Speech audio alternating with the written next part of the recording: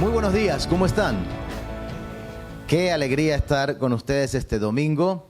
Agradecemos a la iglesia por esta invitación que hace tiempo que queríamos concretar, pero había por ahí un bichito dando vuelta que no nos dejaba encontrarnos, ¿verdad?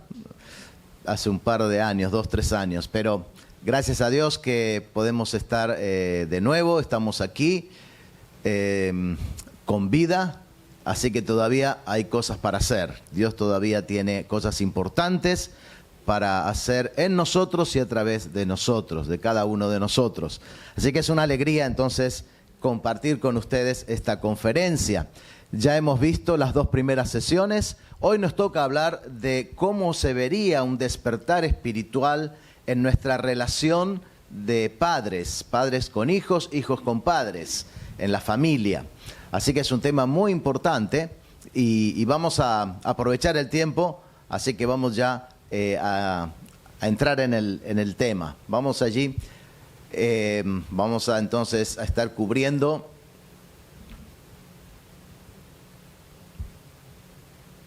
ahí va. Ok, vamos a tener estos puntos. Primero, adopte la meta estratégica de Dios para su matrimonio. Dios tiene un objetivo, un plan, una meta estratégica para el matrimonio y vamos a ver cuál es. Segundo, vamos a ver cómo emplear el método de Dios para criar hijos.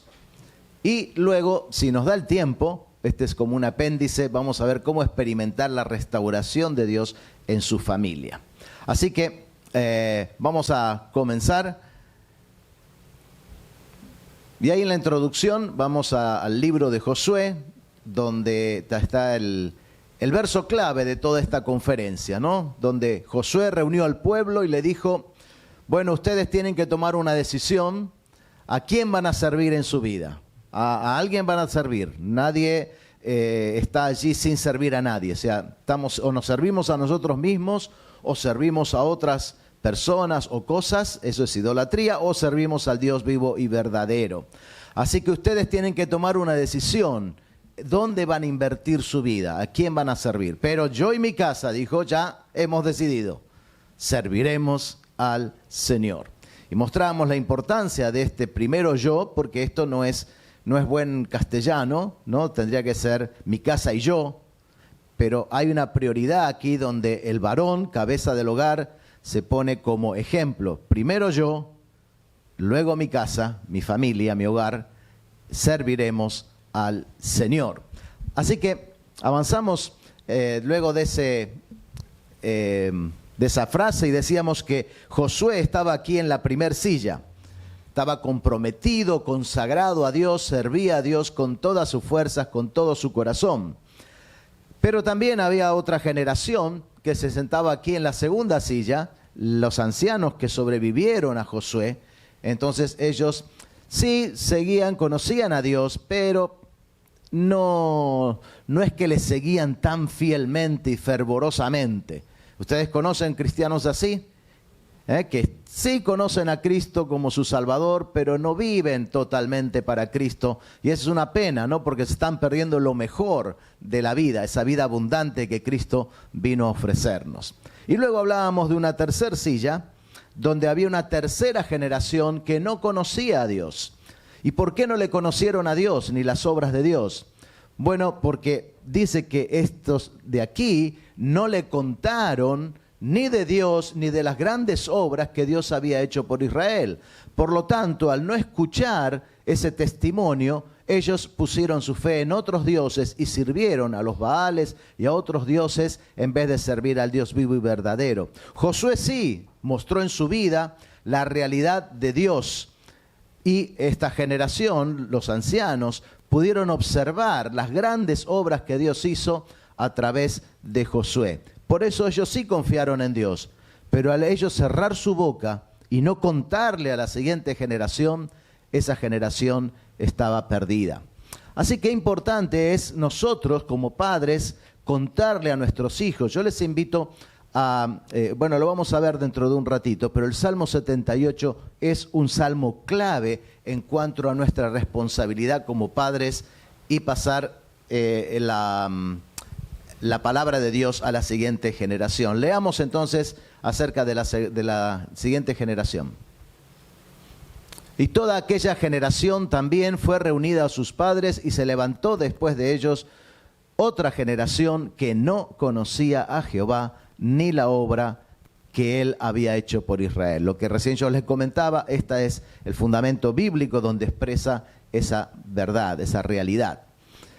Ahora dice que después los hijos de Israel hicieron lo malo ante los ojos de Jehová y sirvieron a los Baales. Dejaron a Jehová, el Dios de sus padres, que los había sacado de la tierra de Egipto, y se fueron tras otros dioses, los dioses de los pueblos que estaban en sus alrededores, a los cuales adoraron, provocaron así a ira a Jehová. Esto parece un poco cuando uno va al oftalmólogo, ¿no? Y tiene que, ¿qué dice esa letrita allá? ¿Qué dice? Estoy tratando de leer allí en la pantalla. Muy bien.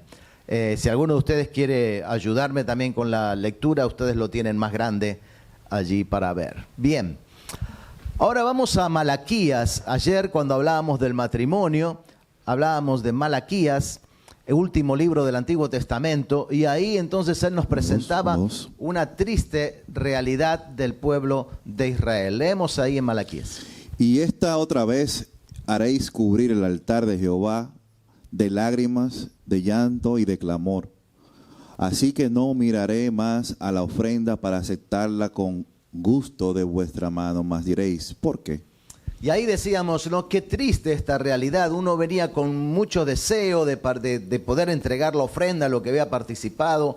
Qué lindo como esta mañana pudimos adorar al Señor, traer nuestra ofrenda de alabanza y también ofrendas materiales, lo que el Señor nos dio, apartar para Él una porción, porque todo es de Él. Y entonces, qué lindo, ¿no? Imagínense que cuando los hermanos pasaban allí con la bolsa, de pronto, cuando va a poner allí cerca tuyo, el hermano dice, no, Dios no quiere tu ofrenda. Qué sorpresa, ¿no? Fue algo así lo que pasó aquí, pero a todo el pueblo le dijo. Y le dijo, Dios, no quiero más la ofrenda, no me voy a agradar más de ningún sacrificio que ustedes me traigan hasta que pongan en orden su casa. Es más importante que me obedezcan que traigan sacrificios. Y entonces Dios está diciendo, y el pueblo le pregunta, ¿por qué? Vamos a ver por qué. Porque Jehová ha atestiguado entre ti la mujer de tu juventud, contra la cual has sido desleal, siendo ella tu compañera y la mujer de tu pacto. ¿No hizo él uno, habiendo en él abundancia de espíritu? ¿Y por qué no? ¿Y por qué uno?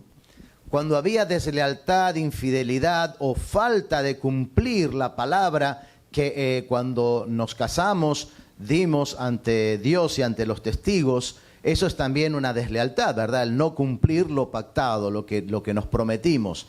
Entonces esto dice Dios, arreglen eso, vuelvan a la lealtad y cumplan el pacto que hicieron ante mí.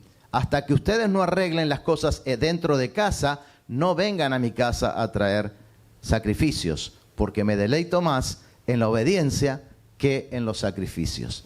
Y ahora nos dice que hizo al matrimonio con una meta estratégica. Porque buscaba una descendencia para Dios. Guardaos pues en vuestro espíritu y no seáis desleales para con la mujer de vuestra juventud.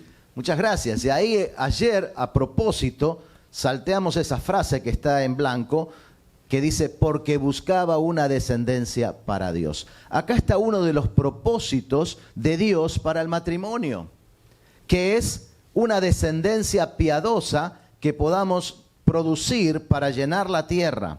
Recuérdense que esto fue una de las principales razones de por qué Dios, o sea, no era bueno que Adán esté solo, necesitaba una compañera para poder reproducirse y poblar la tierra. Pero la idea es que cuando un matrimonio conoce a Dios, son salvos, son temerosos de Dios, van a criar a esos hijos en el temor de Dios, en la disciplina del Señor, y esta va a ser una nueva generación piadosa que teme a Dios y va a proclamar el nombre y va a glorificar a Cristo. Y de esa manera es la forma en que Dios diseñó producir toda una población que le conozca a Él, que se goce en Él y le traiga gloria a su nombre. Entonces, esta es la meta estratégica de Dios para el matrimonio. No es el único propósito, ¿sí? Pero es uno muy importante de por qué Dios creó el matrimonio. Así que dice ahí que buscaba una descendencia para Dios. El matrimonio ha sido diseñado por Dios para criar hijos temerosos de Él. Quizás vale la pena recordar que cuando habla del temor de Dios no es miedo, no es terror, sino que es un respeto, una reverencia por lo que Él es tengo temor de hacer algo que no le agrade. Quiero agradarle, entonces tengo mucho cuidado de hacer todo lo que Él quiere. Y esa es la idea entonces de hijos temerosos de Él. Miren, el matrimonio no existe en el pasado, ¿verdad? Antes de la creación, en la eternidad, si podríamos hablar de una eternidad pasada, aunque no, la eternidad es atemporal, no es pasada, ni presente, ni futura, pero si pudiéramos decir en la eternidad pasada, el matrimonio no existía. Recién cuando crea al hombre en la tierra, se da cuenta que para la vida terrenal, para la misión que le encomienda a Adán, él no es bueno que esté solo, necesita una ayuda idónea. Y ahí crea entonces a su esposa y se la trae y ahora dice, ahora sí van a poder cumplir la misión que yo te encomendé. Así que no existía en el pasado, pero tampoco existirá en el futuro. ¿Se acuerdan que Jesucristo habló de eso, no? Cuando vinieron y dijeron, esta mujer que ha tenido tantos maridos, ¿quién será su marido en la eternidad, en el cielo?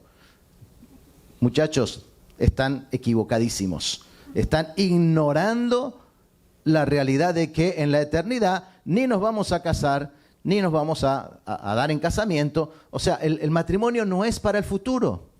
El matrimonio, entonces, ¿para qué es? ¿O para cuándo es? ¿O para dónde es?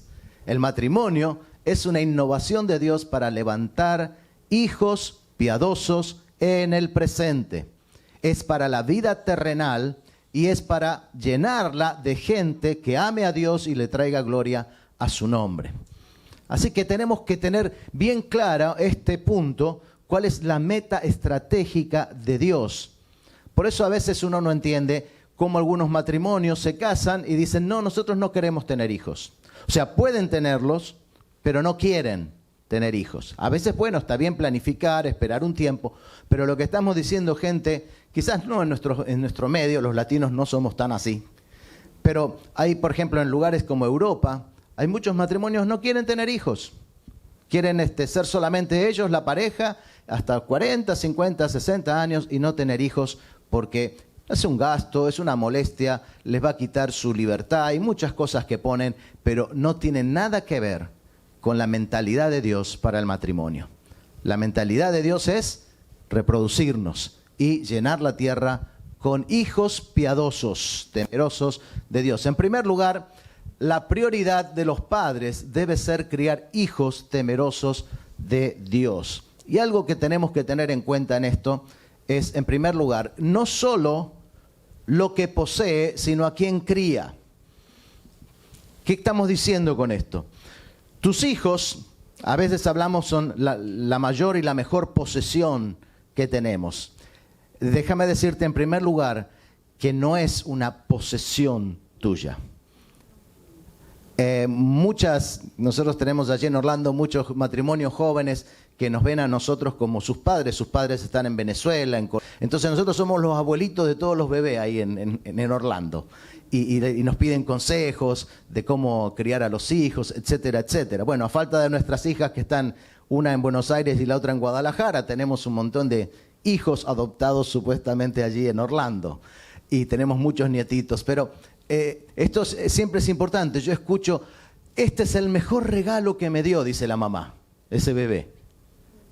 Y yo le digo, entiendo lo que querés decir, pero acuérdate que no es un regalo, es un préstamo. Lo tenés por un poco de tiempo y no es tuyo, es de Dios.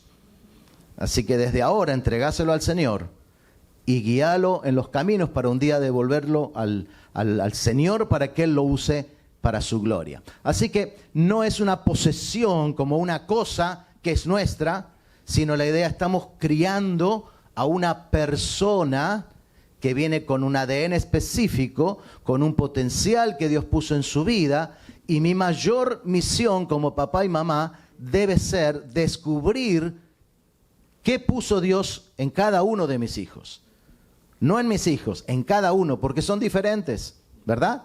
Cada uno es diferente. Y yo no puedo decir, no, yo soy misionero y todos mis hijos van a ser misioneros. O yo soy doctor, quiero que todos mis hijos sean doctores. O yo soy electricista, quiero que todos mis hijos sean electricistas. O sea, yo debo estar atento a qué puso Dios, qué talentos, qué dones, qué inclinación, qué misión tiene cada uno de nuestros hijos. Así que, en primer lugar, esto, ¿no? No es lo que poseo, sino a quién crío. Entender que son personas y que Dios tiene un plan para cada uno diferente.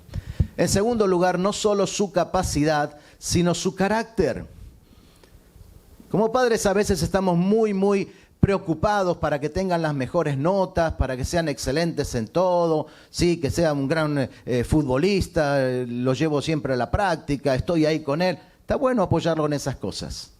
Pero más importante que la capacidad que puedan desarrollar es el carácter que puedan desarrollar. Esto tiene que ver con los valores, esto tiene que ver con eso interno. ¿Qué es el carácter? Es lo que somos cuando nadie te ve. Entonces vos tenés que estar atento ahí con los niños, viendo cómo está su corazón, si es egoísta o si es generoso, si comparte sus juguetes o si no quiere que nadie se los toque. Entonces esas son las cosas que tenés que corregir y ir formando un carácter cristiano, ¿sí? Entonces eso es mucho más importante que desarrollar las capacidades o destrezas que pueda tener. Es importante eso, pero lo más importante es carácter. Así que, tercero, no solo su progreso, sino sus prioridades. Esto es parecido al anterior, pero ¿qué estamos diciendo? No tenés que desvivirte para que él progrese y mejore y saque las mejores notas. A veces, quizás, ¿por qué estoy diciendo esto? Algunos padres, como quieren, el lunes hay un examen. Así que, bueno, el fin de semana estudiando. Nosotros vamos a la iglesia, vos te quedás estudiando. Para sacarte, o sea, ¿y las prioridades dónde están? ¿Qué es más importante? Todo tiene su tiempo, podemos organizarnos, pero hay prioridades que tenemos que enseñarles desde niños, ¿sí? El tiempo con la palabra de Dios. O sea, tengo un examen, entonces no leo la Biblia toda esa semana porque tengo que estudiar.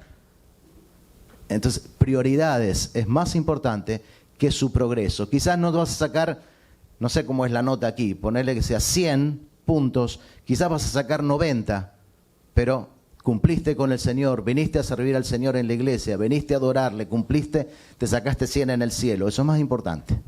Así que avanzamos. Dios entonces está buscando padres quienes críen hijos temerosos de Él. Y aquí tenemos un triste ejemplo. Este es el sacerdote Elí. Los hijos de Elí eran hombres impíos y no tenían conocimiento de Jehová. Has honrado a tus hijos más que a mí. Yo honraré a los que me honran, y los que me desprecian serán tenidos en poco. Y le mostraré que yo juzgaré su casa para siempre, por la iniquidad que él sabe, porque sus hijos han blasfemado a Dios, y él no los ha estorbado. Los hijos de Elí mueren en batalla, tal como dijo Dios. Los enemigos capturaron el arca del pacto. Al oír estas noticias, Elí se cae y se desnuca y muere. La nuera de Elí da a luz y nombra a su hijo Icabod. La gloria se ha marchado y muere en el parto. Qué triste página esta de la Biblia, ¿no? De la historia de Israel. Era el sacerdote, estaba allí en el templo. Sin embargo, no educó, no crió a sus hijos en el temor de Dios. Es más, cuando oía de los terribles pecados que estaban cometiendo, miró para otro lado y no los confrontó ni los disciplinó. Consecuentemente, entonces vemos toda esta situación. Dios le dice, yo honraré a los que me honran y los que me desprecian serán tenidos en poco. Y él dice, no estorbó a sus hijos. Hermanos, no es agradable plantarse y confrontar y disciplinar cuando hay que hacerlo, pero eso va a traer fruto después en el tiempo. Es mejor llorar un poco ahora y después reír que dejar pasar todo ahora y llorar después. Así que, hermanos, Dios como padres nos manda a confrontar y a estorbar. Si están yendo en un mal camino, debemos ser un estorbo para que sigan en ese mal camino y traerlos al camino correcto. Así que vemos todas esas consecuencias y dice, la gloria de Dios se marchó de ese lugar. ¿Por causa de qué? De que este sacerdote, cumpliendo en la casa de Dios todo el servicio, pero se olvidó de lo más importante, de su hogar, de criar a sus hijos en el temor de Dios. Así que avanzamos. Decíamos entonces acerca de que el matrimonio fue diseñado de Dios para criar hijos temerosos de Él. La prioridad es de criar estos hijos temerosos y Dios está buscando estos padres para bendecirlos, que están decididos a criarlos en el temor de Dios. ¿Alguien me ayuda con la lectura? En la mente de Dios, el matrimonio es el punto de partida para poblar este mundo con personas que lo amarán y servirán a Él. Bruce Wilkinson. Así que esa es la estrategia de Dios para poblar este mundo de personas que lo amen. La familia es el lugar donde los principios son martillados y afilados en el yunque del diario vivir. Charles R. Swindoll. Charles Swindoll, exacto. Bien, así que qué importante esto, ¿no? Dice, en el yunque del diario vivir, en la rutina diaria, cuando nos despertamos el lunes, ¿sí? Cuando almorzamos los miércoles, en la cena de los jueves, no el domingo en la iglesia solamente. Nuestra responsabilidad es como padre y madre de criar a esos hijos en el temor de Dios y no dejarlo que la iglesia lo haga los domingos. Están bombardeados ellos 24/7, 24 horas al día, los 7 días de la semana, ¿sí? Nosotros no podemos pretender que un par de horas el domingo en la iglesia haga el contrapeso con toda la información antibíblica que van recibiendo en la semana. Así que es en la casa en donde los valores se quedan allí, se inculcan y quedan en la vida de nuestros hijos. Los hijos no son invitados casuales en nuestra casa. Nos han sido prestados temporalmente con el propósito de amarlos e inculcarles un cimiento de valores en las cuales serán construidas sus vidas futuras. Los hijos deben ser evaluados como nuestros más inapreciables tesoros. John C. Dodson, Dr. John Dodson. Bien, entonces ahí está diciendo, debemos evaluar a nuestros hijos como si fueran nuestro tesoro más valioso. ¿Cómo cuidas tu tesoro? Ahí, esa herencia que tienes ahí guardada. ¿Dónde la tienes? No me lo digas. Por ahí soy tentado de ir a buscarla. Pero, ¿dónde guardas? ¿Cómo lo cuidas? ¿Tienes algunas inversiones?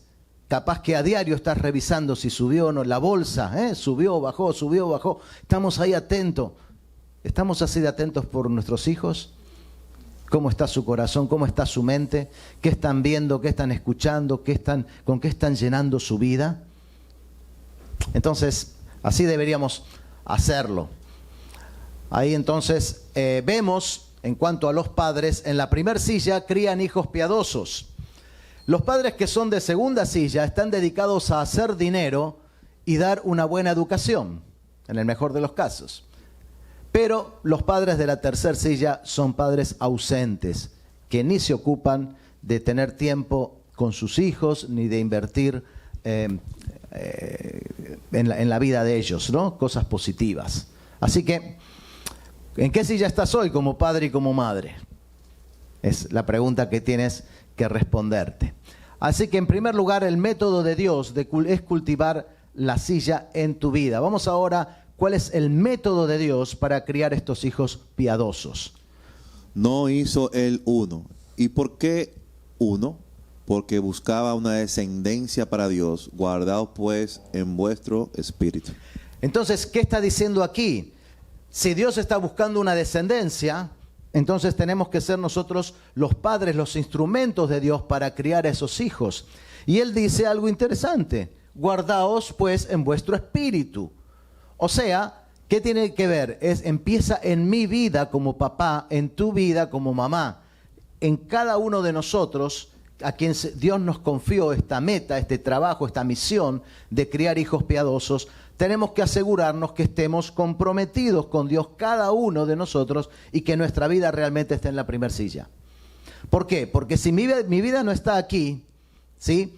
Y yo le digo a mi hijo, mira Carlitos, deberías estar leyendo tu Biblia todos los días. Y Carlitos me mira y me dice, papá, ¿y vos cuándo la lees? Bueno, yo ya soy grande. ¿Esa es la respuesta? Hacé lo que te digo, soy tu papá. No, la respuesta debería ser, Carlos, ¿viste cómo papi lee la Biblia todos los días? ¿No te gustaría que leamos juntos? ¿No sería lindo que empieces a tener tu propia Biblia y a tener tu devocional? Y ahí estoy, primero yo como ejemplo, y ahí tengo la oportunidad de hablarle a él y de aconsejarle.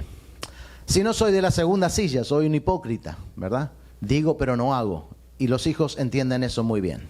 Así que vamos a el punto número B. El segundo método de Dios, una vez que aseguro que yo estoy en la primera silla, lo que hablamos ayer, que mi matrimonio también está en la primera silla. Porque podemos ser que yo esté en la primera silla, pero realmente mi relación matrimonial no se ve como Dios quiere, entonces no estamos en la primera, sino quizás estamos en la segunda silla o en la tercera.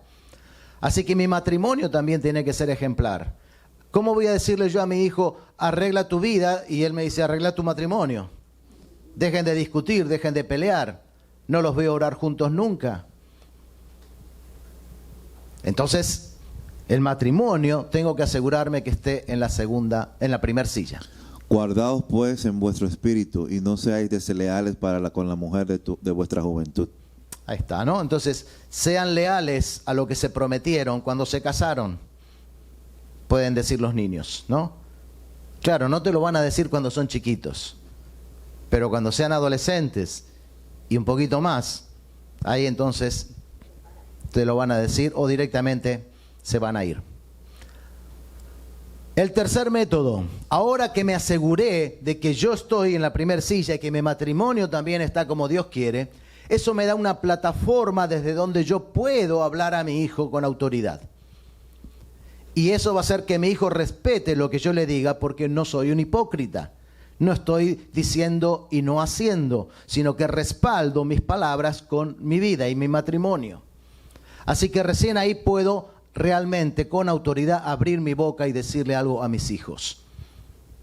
Y amarás a Jehová tu Dios de todo tu corazón y de toda tu alma y con todas tus fuerzas.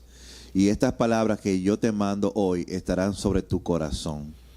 Ahí está, entonces dice, estarán sobre tu corazón. ¿Qué más? Y las repetirás a tu hijo y hablarás de ellas estando en tu casa y andando por el camino y al acostarte y cuando te levantes.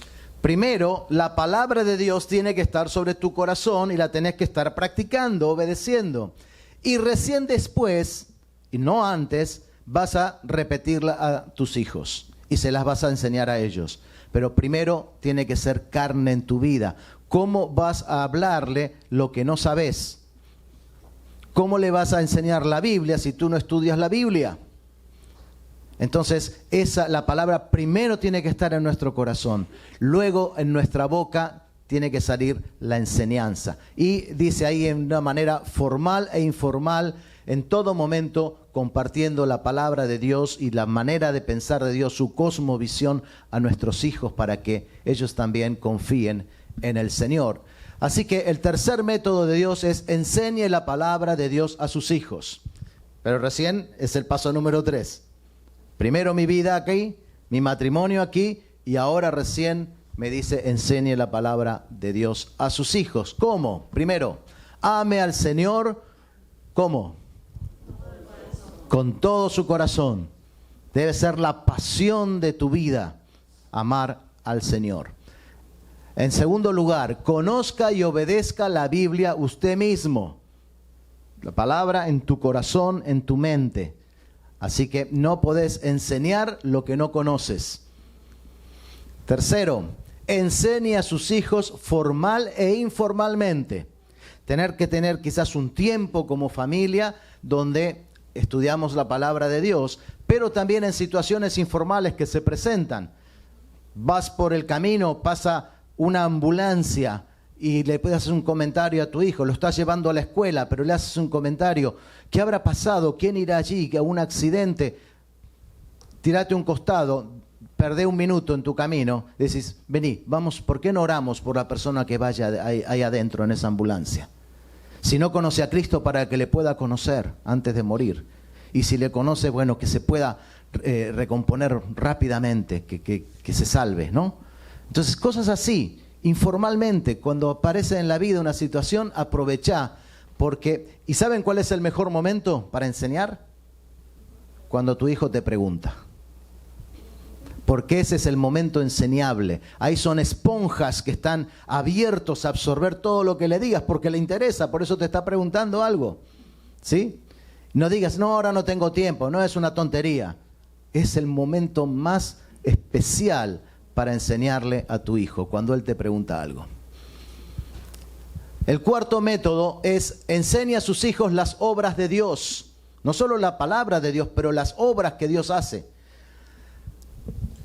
No las encubriremos a sus hijos, contando a la generación venidera las alabanzas de Jehová y su potencia y las maravillas que hizo. No las vamos a encubrir como la segunda generación lo hicieron a la tercera y por eso no conocieron a Dios. No nos vamos a tapar la boca, vamos a intencionalmente enseñar la palabra de Dios y pasarle a la siguiente generación. ¿Pero de qué vamos a hablarle? Vamos a hablar de la potencia de nuestro Dios, de su poder. ¿Cuántos de ustedes recuerdan historias que le contaron quizás de niño acerca del poder de Dios? Milagros que Dios hizo. A ver, historias. Abrir el mar rojo. ¿Qué más? Los peces, multiplicación de los peces. Saqueo. Sacar agua de la piedra. Las murallas de Jericó que cayeron. Todas esas historias. El maná todos los días. Ahí salías a la tienda y estaba el desayuno listo. Qué lindo. No sé si era un delivery ya que venía. Pero tantas historias. De eso le tenés que hablar. Del poder de nuestro Dios. El mundo le va a decir que hay otras cosas más poderosas. Y de chiquito, que Spider-Man, que este, que el otro. El mayor héroe tiene que ser Dios en la vida de nuestros niños. Cantamos, no hay nadie como tú. No hay quien sea más poderoso que nuestro Dios.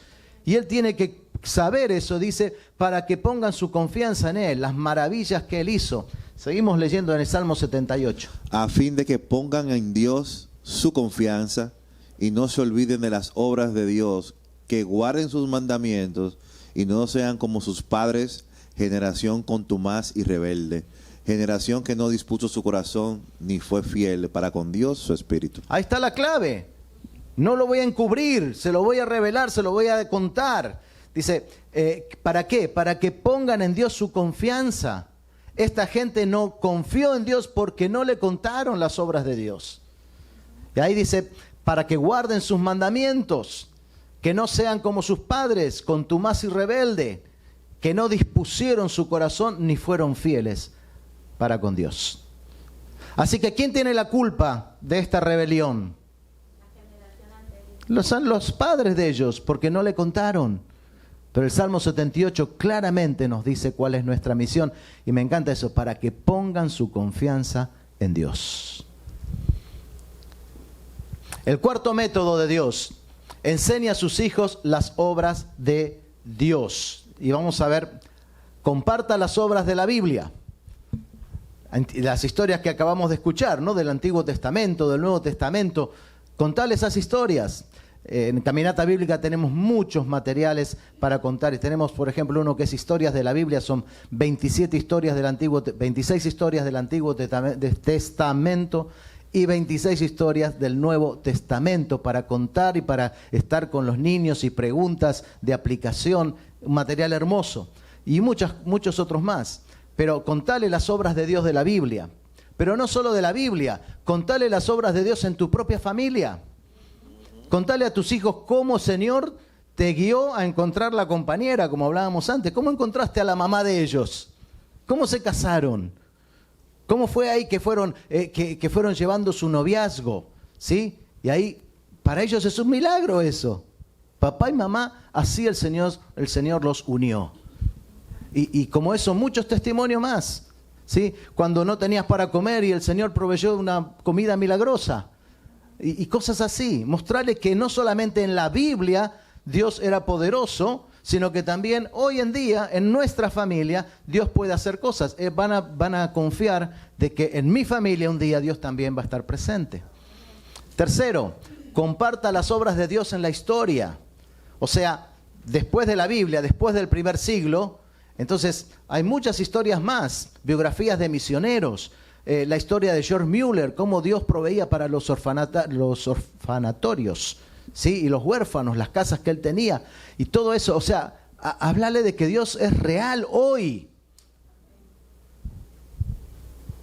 Comparta entonces las obras de Dios. Y el quinto método es instruye a sus hijos para que busquen y sirvan al Señor. Esto es muy importante también, que ellos puedan empezar a sentirle el gusto de conocer más y de servir al Señor. Si lo envías a un campamento y ya fueron 2, 3, 4 años al campamento, mandalo ahora a trabajar al campamento, a servir a otros, no que lo sirvan. Mandalo de voluntario a un viaje misionero, mandalo para, no sé, a visitar un orfanatorio aquí, una casa de ancianos, un hospital. Depende de la edad, podés ver que hagan servicios, que le tomen el gusto a servir al Señor y cómo el Señor los puede utilizar a ellos en las vidas de otros. Eso es algo inolvidable, ¿sí? Y va a hacer que quieran servir al Señor el resto de sus vidas. No nos engañemos. Sin el cristianismo, sin una educación cristiana, sin los principios de Cristo inculcados en una vida joven, simplemente criamos paganos. Peter Marshall. ¿Qué está diciendo aquí? Si no hacemos algo intencionalmente y sacrificialmente para educar y criar a nuestros hijos en el temor de Dios, simplemente estamos criando más paganos, más incrédulos, más gente que no conoce a Dios. Estamos haciendo lo que hicieron los ancianos de aquí con la tercera generación, o lo que hizo Salomón con Roboam, ¿sí? Estamos haciendo exactamente lo mismo, llenando la tierra, en vez de cumplir la meta estratégica de Dios, de una generación piadosa, temerosa de Dios, estamos llenando la tierra de impíos y gente rebelde. Así que depende de papá y mamá. Avanzamos.